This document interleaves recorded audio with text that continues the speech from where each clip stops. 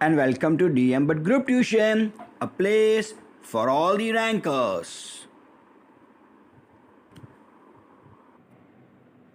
आज हम लेने वाले हैं अपने यूनिट 8 से planning and conservation of resources. अगर आप टेक्स्ट बुक देखेंगे तो उसमें कंजर्वेशन की जगह पे कन्वर्जेशन लिखा हुआ है, तो स्पेलिंग एरर जो वहाँ पे की गई है अपनी टेक्स्ट बुक में उसे सुधार लीजिएगा, वो कंजर्वेशन है। अब हमको ये मालूम पड़ेगा कि ये जो जितने भी अपने रिसोर्सेस है वो रिसोर्सेस को कंजर्वेशन में हमें डालने की ज़रूरत क्या है। तो सबसे पहले देखेंगे कि अगर इतने सारे रिसोर्सेस है और ह्यूमन नीड्स हमेशा ही अनलिमिटेड रही है, तो हमें रिसोर्सेस को क्यों हमें प्लानिंग के साथ और उसका कंजर्वेशन के साथ उसका यूज़ करना चाहिए। तो चलिए सबसे पहले उसी के बारे में बात करते हैं। Human needs are unlimited while the resources are limited. हम सब कोई जानते हैं कि हमारी जितनी भी नीड्स है वो सभी की सभी नीड्स कैसी है, अनलिमिटेड है, वो कभी ख़त्म नहीं होने वाली। और हमारे जो रिसोर्सेस हैं वो रिसोर्सेस हमेशा से ही limited रहे। During last 100 years, usage of the resources has increased very much due to the extraordinary development in science and technology and due to population explosion। अगर हम पिछले 100 सालों की बात करें तो पिछले 100 सालों में हमने रिसोर्सेस को काफ़ी हद तक ख़त्म किया है। कैसे ऐसा मुमकिन कैसे हुआ? तो सबसे पहले तो पिछले 100 सालों का अगर हम इतिहास देखेंगे तो पिछले 100 सालों में साइंस और टेक्नोलॉजी ने सबसे ज़्यादा प्रोग्रेस की है। With the progress of science and technology resources where used in an immense quality. Secondary thing is this कि पिछले 100 सालों में सबसे ज़्यादा पॉपुलेशन एक्सप्लोजन पूरे विश्व में हुआ है। तो इन दो चीज़ों की वजह से, इन दो कारणों की वजह से हमने रिसोर्सेज का कुछ ज़्यादा ही इस्तेमाल कर लिया है। Severe implications will have to be experienced in future if serious thought is not given to this matter।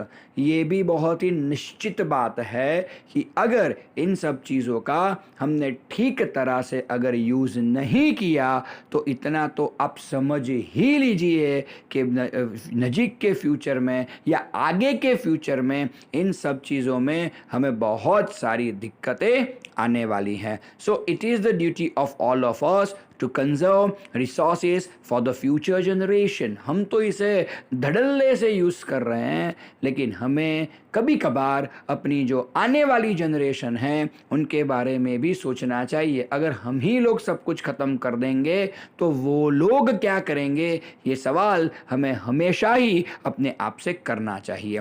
Resources should be conserve and should be used rationally. बहुत ही बढ़िया बात की है कि जब भी कभी हम रिसोर्सेज की बात करते हैं तो उसे बचाना और उसे यूज़ करना यानी कि ठीक तरह से यूज़ करना, ये एक रेशनल बाबत है, ये एक रेशनल चीज़ है जिसे हम प्रैक्टिकली अमल में मुक सकते हैं या प्रैक्टिकली जिसे इस्तेमाल कर सकते हैं उसे रेशनल कहते हैं। तो ये काफ़ी रेशनल लॉजिक है कि हमें अपने रिसोर्सेज का ख्याल भी रखना है, उसे कंजर्व भी करना है और उसे अच्छी तरह से यूज़ भी करना है। The word conservation is directly related to the scarcity of resources. Absolutely, whenever you are using a word conservation, it shows that your resources are suffering from a severe scarcity or something like that.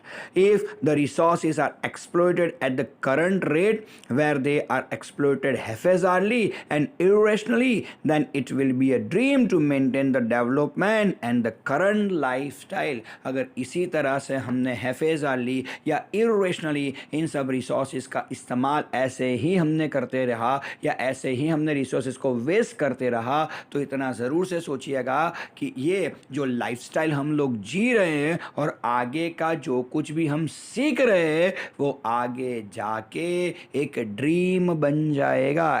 जो lifestyle आप अब जी रहे हो शायद ऐसा हो कि आगे के 50 सालों के बाद साथ ये आपको ये लाइफस्टाइल भी नसीब ना हो, ऐसा हो सकता है अगर हमने रिसोर्सेज को ठीक तरह से यूज़ न किया तो। It includes things like its rational uses, its conservation and reuses. हमेशा ही जब भी हम रिसोर्सेज की बात करते हैं तो तीन चीज़ें अपने जहन में हमें हमेशा ही रखनी है। सबसे पहले उसका रेशनल यूजेज करना है, नंबर 2 उसे प्रोटेक्ट यानी कि कंजर्व करना है, और नंबर 3 जहाँ तक हो पाए उसे हमें रीयूज भी करना है या रीयूसेज भी उसका करना है।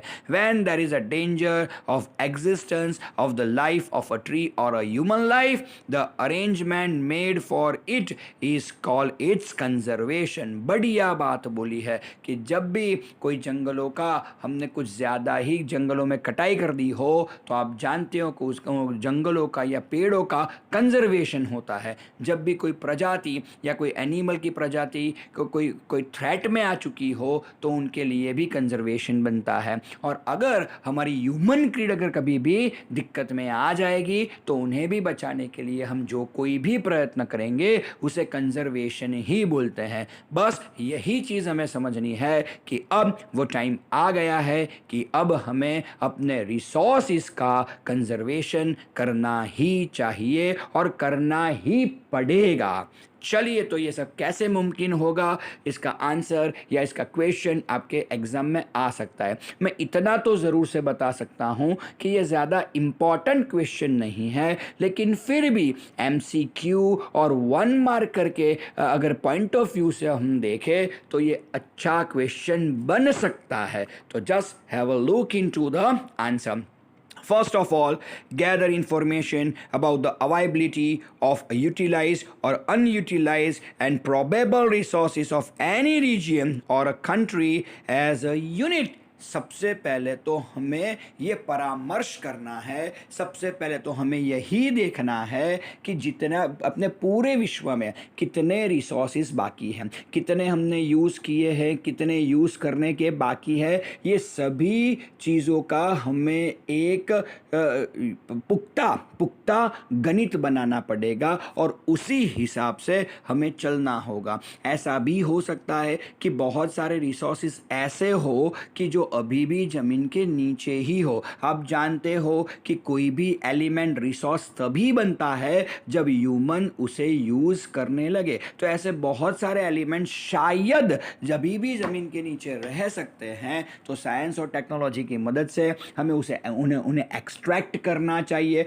और जो प्रोबेबल रिसोर्सेस बन सकते हैं उस एलिमेंट को हमें रिसोर्सेस में कन्वर्ट करने के लिए प्रयत्न शुरू कर देने चाहिए। The resources which are limited and non-renewable should be exploited scientifically and should be used only where it is necessary to use them। सबसे पहले जिन रिसोर्सेज को हम दोबारा यूज़ नहीं कर पाते उनके बारे में हमें अच्छे तरह से वैज्ञानिक तरीकों से उस पर विचार विमर्श हमें करना चाहिए। सेकेंडरी थिंग इज दिस कि जितना कम हो सके ऐसे रिसोर्सेज को हमें उतना ही कम यूज करना चाहिए।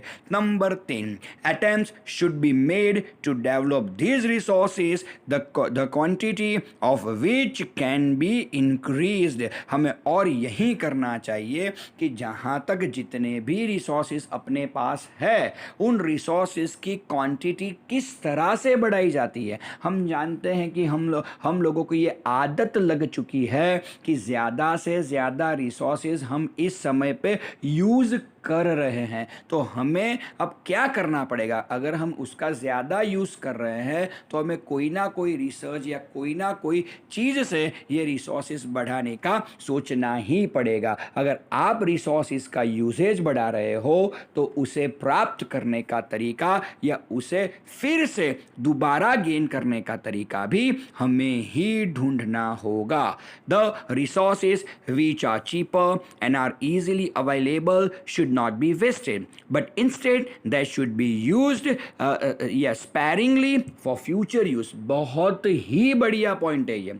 हम क्या कर सकते हैं, जो जितने भी चीप चीज़ें हैं, जितने भी चीप रिसोर्सेस है, हम क्या करते हैं, चीप रिसोर्सेस पर कभी भी कोई भी सरकार हो या कोई भी क्रीड हो या कोई भी लोग हो, वो कभी भी चीप रिसोर्सेस पर कभी भी ध्यान देते ही नहीं। ये सबसे बड़ी दिक्कत दुनिया के सभी देशों की है। जो चीप रिसोर्सेस है, हम तो उसका सिर्फ और सिर्फ हैफेजार्ड यानी कि केयरलेस यूज़ ही करते हैं। ऐसा मत कीजिए। जो कम कीमत वाले रिसोर्सेस है, उसको ज़्यादा से ज़्यादा सेव करिए, राइट। अगर आप ऐसा समझ लेंगे कि अगर वो रिसोर्सेज महंगा है, वो एक्सपेंसिव है, अगर एक्सपेंसिव रिसोर्स होगा तो आप उसका कितना लिमिटेड यूज़ करेंगे या उसको आप फुल्ली यूटिलाइज करोगे। लेकिन उसके सामने अगर वो रिसोर्स चीप है तो आप क्या करोगे, आप उसका हैफेजार्ड केयरलेस ही यूज़ करने वाले हो। लेकिन नहीं, हमें यही चीज़ तो सीखनी है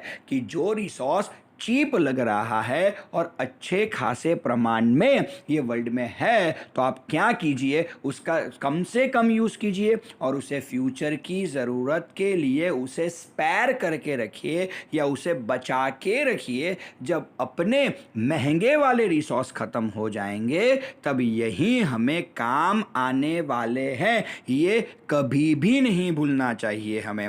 those resources which are in limited quantity should be conserved. अब सबसे पहले हमें एक हार्श डिसीजन सबको मिलके ही लेना है। जिसकी क्वांटिटी कम है, भले ही वो रिसोर्स काफ़ी हद तक दुनिया में क्यों यूज़ नहीं हो रहा, लेकिन अगर उसकी क्वांटिटी कम है तो उसे कंजर्व कर देना चाहिए। यानी विश्व को उसका कोई ना कोई ऑल्टरनेटिव ढूंढना ही चाहिए, जैसे हमने किया भी है। नहीं किया ऐसा नहीं है, हमने किया भी है। हम जानते हैं कि पेट्रोलियम या डीजल ये सब चीज़ें ऐसी है कि जिसका रिसोर्स लिमिटेड है। हम नहीं जानते कि अभी भी कितना पेट्रोलियम दुनिया में बचा है। हाँ, यूसेज कुछ ज़्यादा हद तक उसका बढ़ चुका है, ये हम ज़रूर से जानते हैं। तो हमने क्या किया, तो सीएनजी, एलपीजी ऐसे गैसेस की मदद से भी व्हीकल्स को हमने रन करना शुरू कर दिया है। हमने ऐसा भी किया है कि हमने इलेक्ट्रिसिटी की मदद से भी व्हीकल्स को रन करना शुरू कर दिया है। और अभी तो ऐसे भी इनोवेशंस हो रहे हैं कि हम सोलर का यूज़ करके भी व्हीकल को या किसी चीज़ को चला सकते हैं। तो देखिए, हमने उसका ऑल्टरनेटिव ढूंढ ही लिया ना, राइट। क्यों अल्टरनेटिव ढूंढा, क्योंकि petroleum is not cheap, it is an expensive kind of resource और इसके बिना हमें चल ही नहीं सकता, ये हम जानते हैं। इसी वजह से हमने ये सब चीज़ किया है। Finding it's alternative option through technical development is favourable in long term. बस जो मैंने अभी बताया वही बात यहाँ पर भी बताई गई है। अगर जितने भी रिसोर्सेज आपके यहाँ लिमिटेड है, अगर आप उसका कोई ऑल्टरनेटिव यूजेज ढूंढ लेते हैं तो आगे जाके उसका अच्छा खासा मुनाफा या अच्छा खासा फ़ायदा आपको ज़रूर से दिखेगा। Necessary laws should be formed for the conservation of resources and should be enforce strictly. सबसे पहले तो अगर कोई रिसोर्सेज का वेस्टेज कर रहा है तो उसके लिए भी लॉज बनाना अति आवश्यक, it is a need of an hour बन चुका है। सेकेंडरी थिंग इज़ दिस कि लॉ बनाने से काम खत्म नहीं होने वाला, आपको उस लॉ को स्ट्रिक्टली फॉलो भी करवाना है, यानी उसे स्ट्रिक्टली एनफोर्स भी लोगों पर करवाना है। तो अगर इन दो चीज़ों का हम ध्यान रखेंगे तो जितने भी अपने वैल्यूएबल रिसोर्सेस है उनका काफ़ी हद तक वेस्टेज हम रोक सकते हैं। Citizen should be well acquainted means well informed, we can say, with all facts and associated with the rational usage of resources, and a public awareness should be cultivated। सबसे बढ़िया बात ये भी है, हम ऐसा बोल सकते हैं कि कभी कभार हम भी ऐसा सोचते हैं कि हमें रिसोर्सेज को वेस्ट नहीं करना।